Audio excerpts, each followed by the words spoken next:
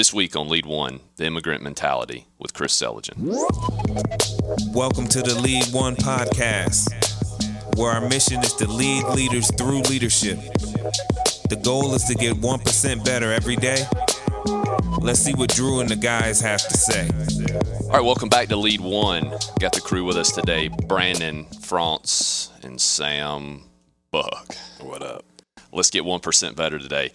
Guys, we have a special guest in the house, Chris Selejan. Chris, welcome. Thanks for having me, man. Thanks for taking the time to be with us today. You and I have spent quite a bit of time together over the last 2 weeks, and you mentioned something a couple days ago about the immigrant mentality. Tell us what that is to you. Right. Well, first of all, let me say thanks for having me. Sure. Thanks for having me on. And actually, I've been waiting for you to say Sam Buck. I've been listening to you, and it's just awesome. So, yeah, listen, man. The immigrant mentality to me is a sense of urgency.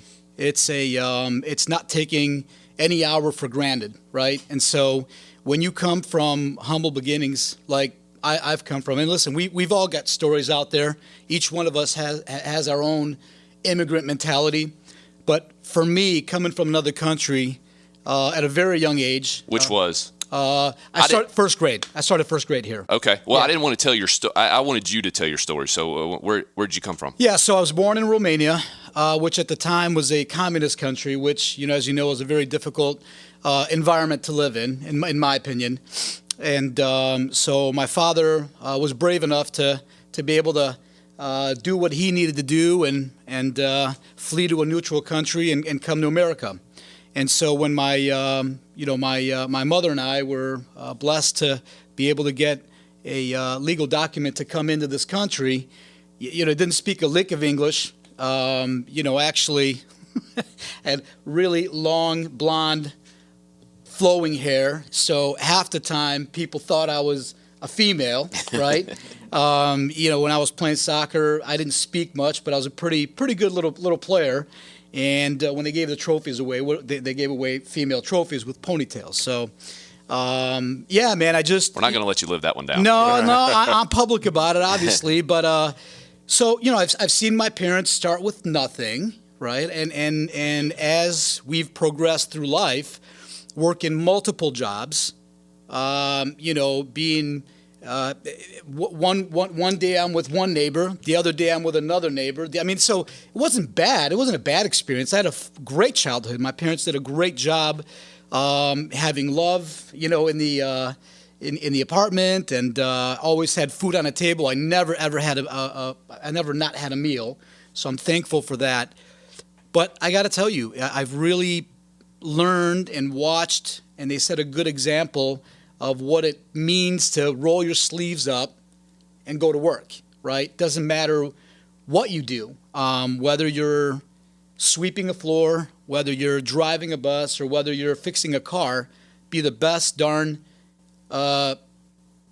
person when you do that. And so, I guess modeling for me was a big deal, obviously. It impacted me greatly.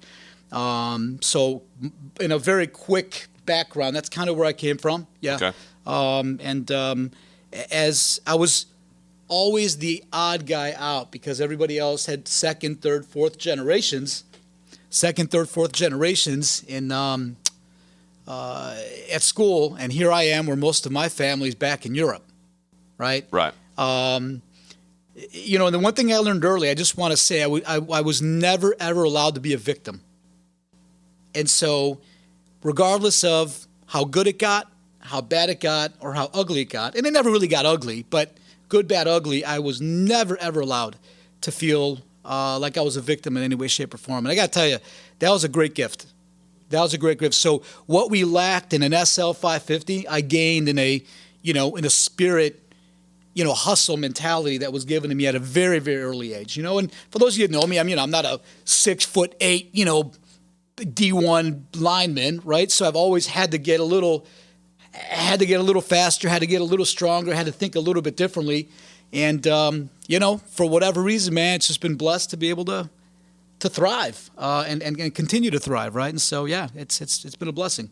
So, Chris, I wanted you to talk about your humble beginnings before I really introduced who you were, and some of the people listening obviously know your name and who you are to us. But Chris has been in our industry, the financial services industry, for just over 20 years now. Mm-hmm. Over the course of that time, has had a couple other ventures as well, real estate being one, as we talked about.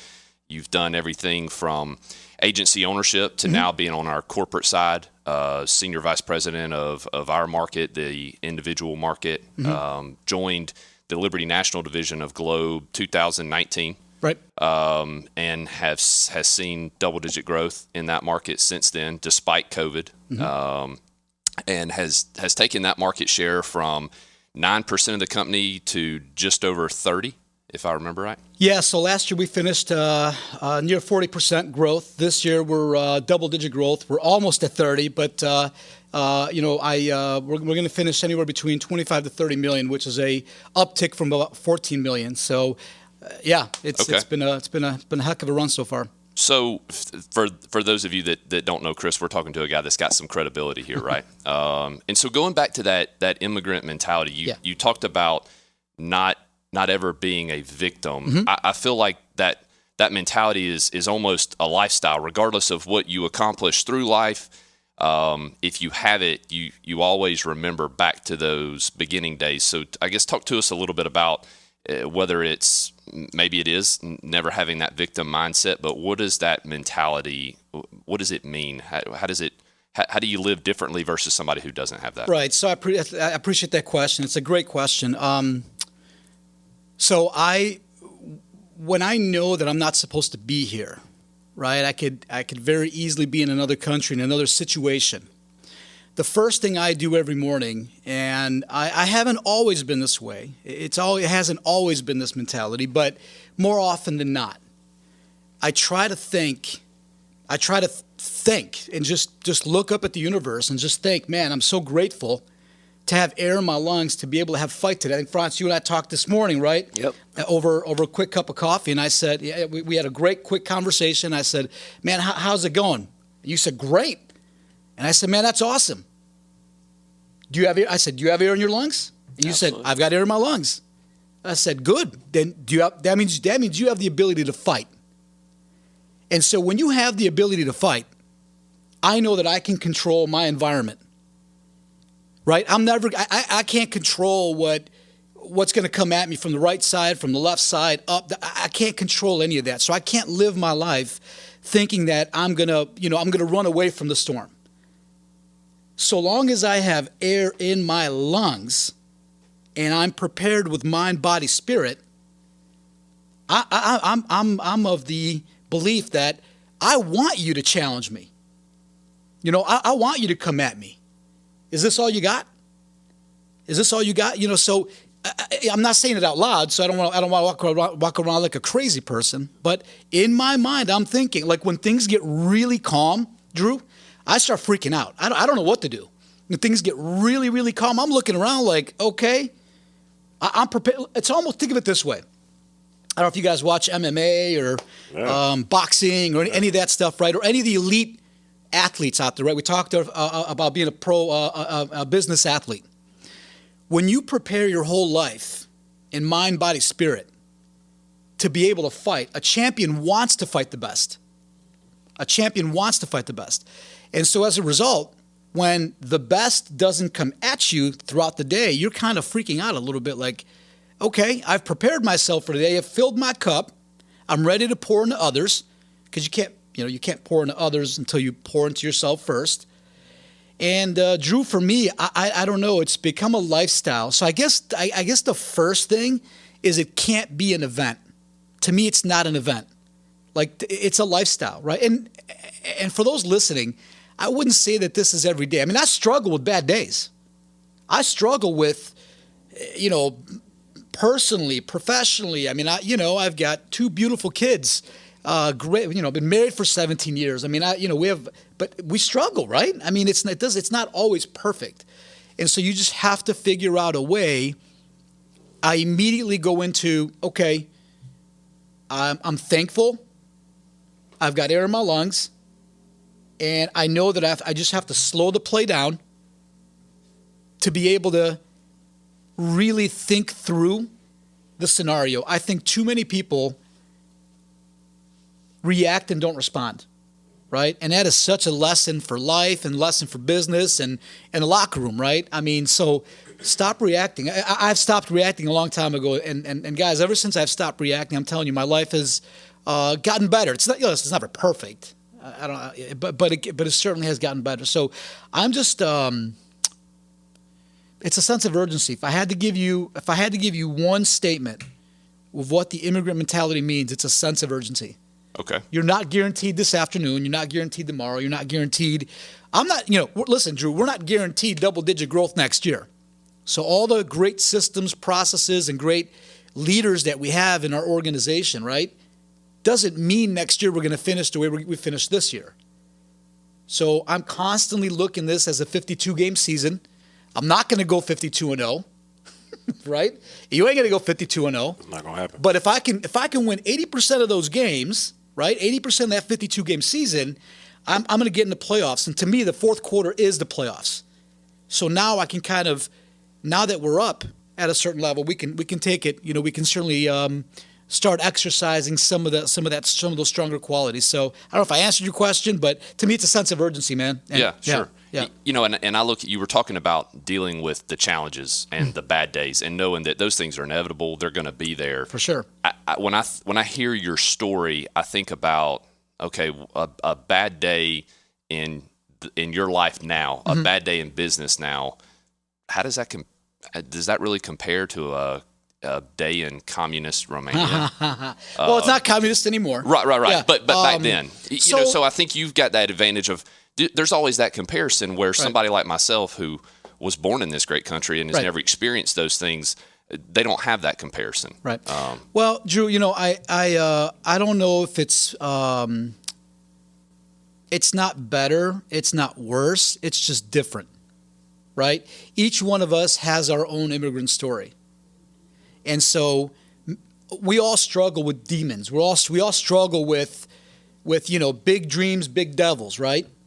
Big dreams, big devils. So, Drew, I don't know if I guess I just maximized my situation, man.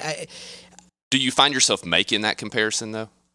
I really don't. Okay. I really, really don't. And the reason I don't is because where I find myself comparing is I don't want to devalue the hard work that my parents put forth to come to this country, working the 2-3 jobs.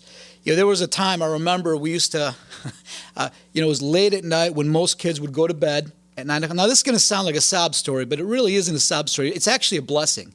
And I truly believe that obstacles are blessings. They truly are. If you take an obstacle and you approach it the right way with the right spirit, it'll propel your business. I've got one prime example for you. COVID.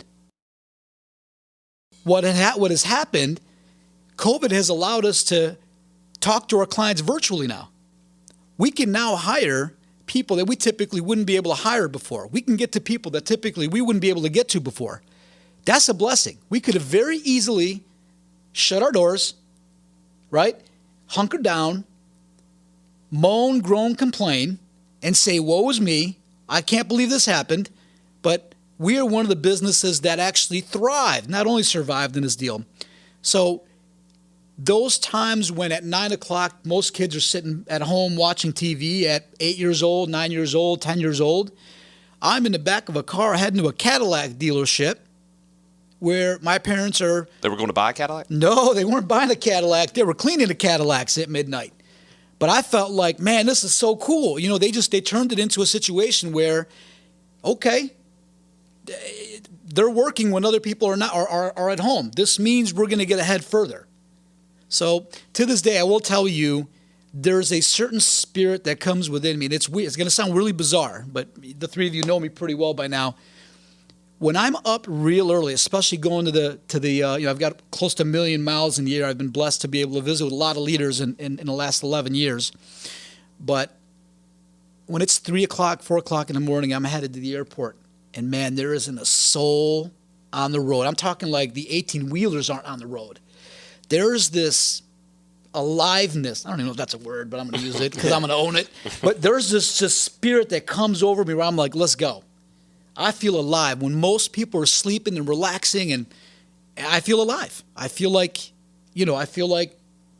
I'm doing I'm kind of out there grinding where people are relaxing. So maybe it's a competitive thing. Maybe I'm looking at it the wrong way, but I don't know. Maybe it takes you back to that childhood moment. Maybe it does. I couldn't help but think. I was listening to an interview with Dan Cathy, and he was talking about his father's legacy. And you think about, I think we could say all of our parents made sacrifices for us. Indeed. No doubt. And he talked about that, but I think there's a completely different type of sacrifice when you move to a country that you don't speak the language, and that first generation there's going to be some real sacrifices there. And Dan said something, this is not his quote. In fact, he was quoting somebody else, but he wasn't sure who it was. It says, "Our children are messengers we send into a time that we will not see."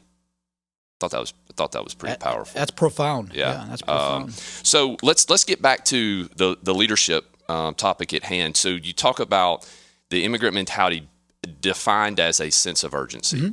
How do you think that has aided you in your leadership, having that sense of urgency? Well, I don't. First of all, I don't take any relationship for granted. Right? I have something to learn from everybody in this room. So I have not arrived. I don't know everything. So that sense of urgency of maximizing this hour, this relationship. Drew, we didn't have a lot of time this week because there's so many great things happening in our organization, our business, right? So the 1 hour that I had with you yesterday was so precious, man. It was awesome. And it looked like a freaking NASA, like you walked in, we had numbers all over the place. It was beautiful, right? So that sense of urgency allows me, we don't have tomorrow because we're not guaranteed tomorrow. So I think from a relationship standpoint, it forces me to prepare, right? It forces me to prepare before I get into that conversation. And sometimes I don't know that conversation's coming. So I've got to get my mind, body, spirit right in the morning to prepare for any crucial conversations that are going to happen throughout the day. Does that make sense? So for me, whether it's a report, whether it's a meeting, whether it's whatever, right? A business meeting, a luncheon meeting. Yesterday we were able to spend some time with our up and coming leaders over lunch. I prepared for that mentally, and that sense of urgency. I wasn't checking my watch. I wasn't checking my phone. I wasn't watching the score. I was engaged in that conversation. I got just as much out of that meeting as hopefully the people that we went to the meeting with. And it was a very casual meeting. It wasn't like we didn't have spreadsheets out. Sure. But I guess that sense of urgency of just preparing, it forces me to prepare for the day. Yeah. So I was listening to an interview with Jack Nicklaus, and he talked about one of the reasons that he said he very rarely played poorly in a tournament was because he was always prepared. And of course, we know the game of golf is as much mental as it is physical. So as we want to leave our listeners with something tangible, maybe tell us about how do you prepare? That was kind of a spontaneous lunch yesterday, but you somehow still prepared mentally for that. So do you have some tips and tricks you could share with us as to how you go about that? Yeah, no, that's a great question. First of all, I think anything that you do as a leader, you have to understand that you are influenced. You've given up the right to be average and ordinary when you enter a leadership role. You've given up that right. Because now, as a transformational leader, not a transactional leader, right? When you're transforming, you have an obligation. I feel like I have an obligation. I feel like I've been blessed to be in this position, and I don't take it for granted because as easy as it was given to me, it can be taken from me, right? I think there's a Bible verse on there that talks about that. Right. So, I want to make sure that as I wake up in the morning, the first thing I do is I think, what does my day look like? What are some of the obstacles coming my way, right? All right, so I'm thinking of best case scenario. I'm thinking of worst case scenario. and I want to make sure that I'm running through my head what that looks like, what that feels like. I'm literally rehearsing these conversations in my mind, if that makes any sense. And so I think the other part is scheduling. That's kind of a cheat code.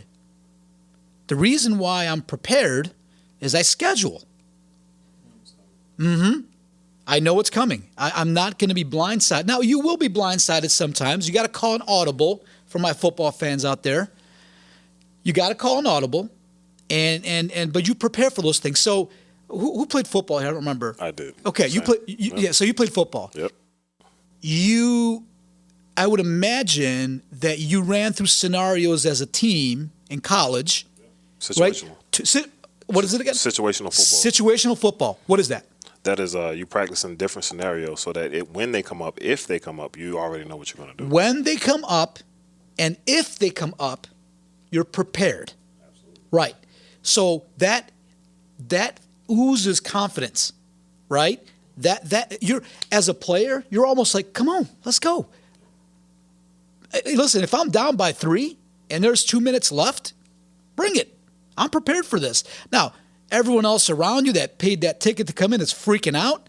But you look at the Tom Brady's of the world, he ain't freaking out. He thrives in that situation. Would you guys agree? Absolutely. Whether you're a Brady fan or not, I don't want to get some haters on here, you know what I mean? But the guy's been winning championships. So scheduling is another important part to it. And I think the third piece to this, in my opinion, is over-prepare. When you over-prepare, that feeds that responding piece that I'm talking about, not reacting as a bit. And when I say respond versus react, I want you to respond versus react. When you react, what happens? You're emotional. Yep. Right? You haven't prepared for that reaction because you didn't do any situational drills with reaction because it's feelings. Right? So personal or business perspective, when you're responding to listen, I got to take my own advice sometimes with, Ava and Carter. I got to take my own advice because sometimes I react and don't respond. And then, I'm a strong enough leader, hopefully, to say, listen, I apologize. I reacted. I shouldn't have done that. But that's because I never prepared for it. Does that make sense? Absolutely. So that's what I would say, man, is just critically think through what your day looks like. Good, bad, ugly. Review your schedule. I'm big in the schedules, man. Big in the schedules because I truly believe your schedule runs you or you run the schedule. When your schedule runs you, you're now reacting to the day. When you run the schedule, now you're running the schedule. Now you're in control of the controllables. So I'm okay with, Drew, I'm okay with losing the day so long as I lose the day in a prepared fashion. Does that make sense? Sure. And then, of course, just over-preparing, man. Over-prepare how you dress. Over-prepare how you, you lead someone. Just over-prepare, man. Over-prepare because you're impacting someone's life today. You just don't know it.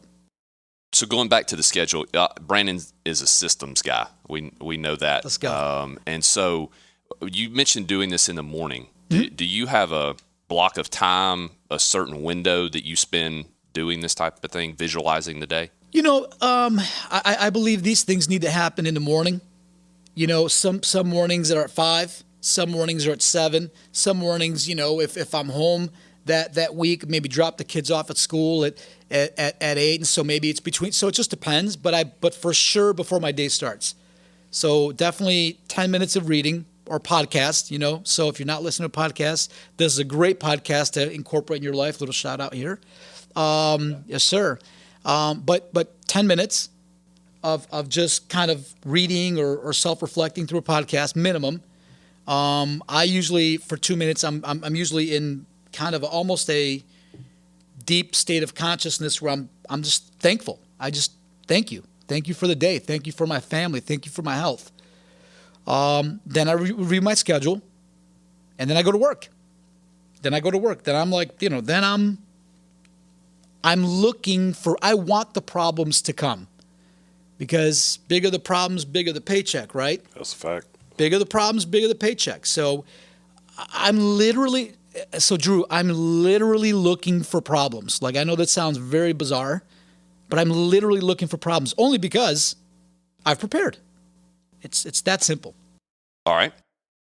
So, Chris, we appreciate your time, both on the podcast for our listeners and the investment that you've made in the group of agency owners last week and individually within our agency this week.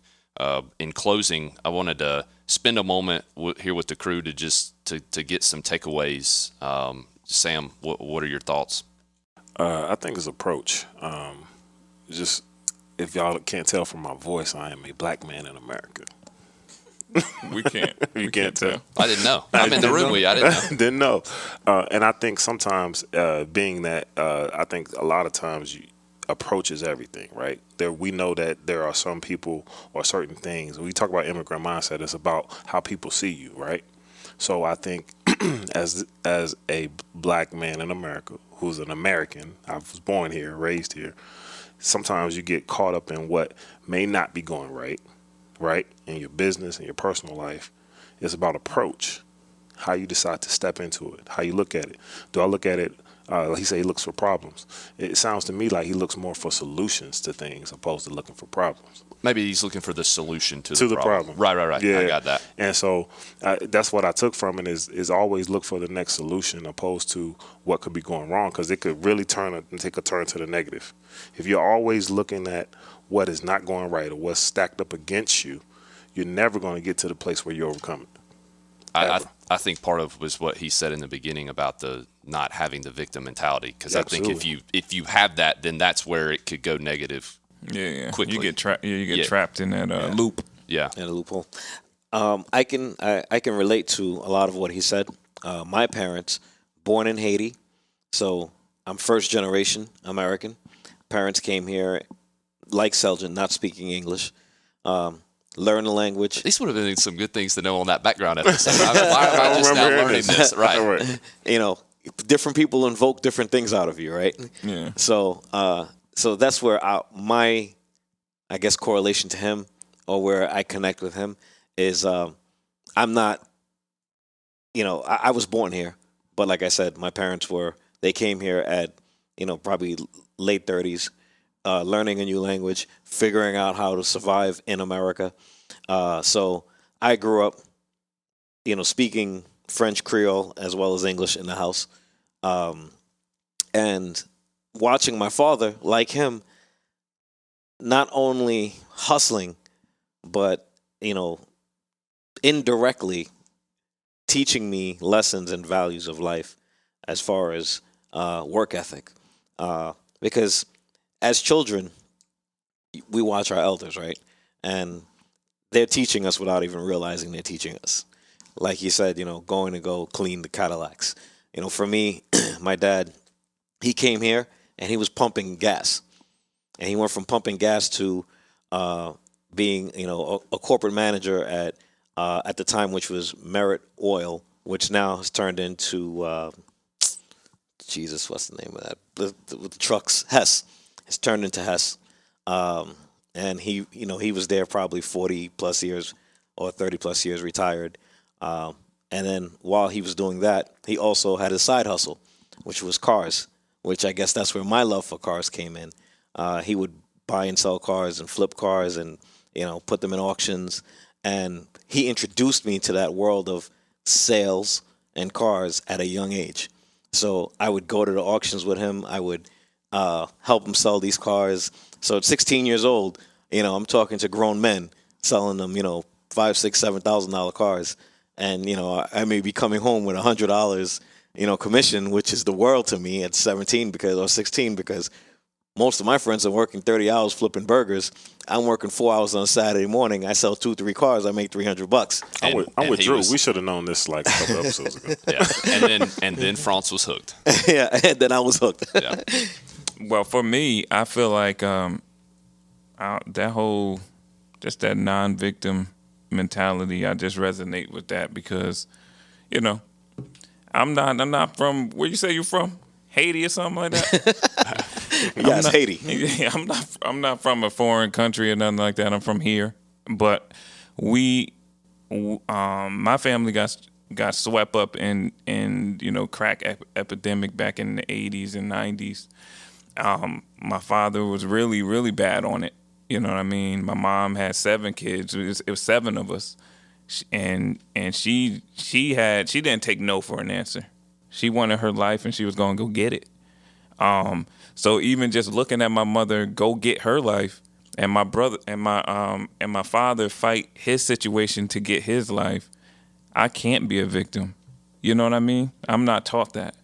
Now I'm raising 5 girls, 5 women, in America. You know what I mean? 5 black women in America, and I tell them all the time, like, you might run into that man that's sexist. You know what I mean? You might run into that person that's racist, but none of that matters. Go get your life. You know what I mean? And that's how I, listening to Chris, that's how it resonated with me.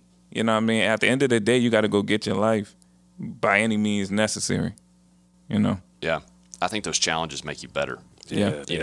Chris, if you spend any time with him, one of the things he'll tell you is the only reason that gives him the right to be in front of us in any capacity is the failures that he's made. And I think we would all be better served to adopt and have that immigrant mentality, regardless of what your background is, only because I think part of it is never forgetting where you came from and becoming better because of the challenges that maybe someone in that particular situation faces. And I feel like that was the advice you're giving to your daughters. We're obviously in the people business, and I can find myself sometimes being incredibly frustrated when you hear someone's story like Chris or Brandon or even yours, Franz, and you see someone who has all the opportunity in front of them and they just lack the execution. Mm-hmm. It's almost like an entitlement mentality, maybe. Obviously in our business, we eat what we kill, right?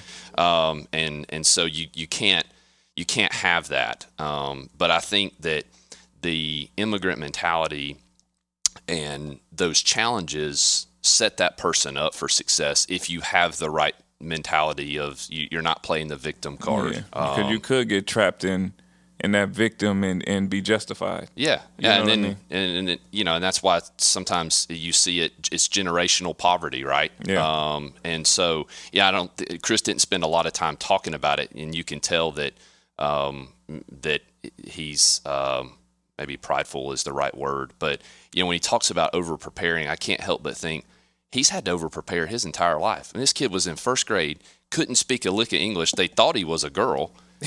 I mean, so he's showing up to take a math test. Like if he didn't over prepare, how in the world was he ever going to keep up with the English speaking kid sitting next to him?